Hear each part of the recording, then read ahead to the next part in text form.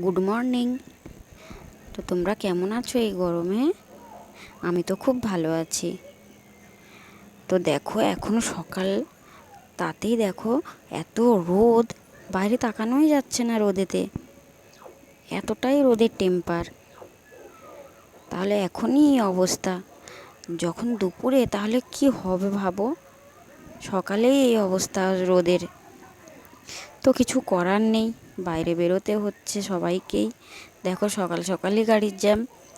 তো আমরা গৃহবধূরা যারা বাড়িতেই তো থাকি, তো আমাদের থেকে যাদের রোজেরটা বেরোতে হয় কাজের জন্য, তাদের কিন্তু খুব কষ্ট। তাই তাদের উদ্দেশ্যেই বলছি, তোমরা বেশি করে জল খাও, আর পারলে বারবার নুন চিনির জল খাও। আমরা খানিকক্ষণের জন্য হয়তো বাইরে বেরোই, কিন্তু আমরা কিন্তু বাড়িতে ঢুকে যাই, আবারও সেই ঘরের মধ্যেই থাকি। তো তোমরা খুব ভালো থাকো, সুস্থ থাকো, আর বেশি করে জল খাও। টাটা।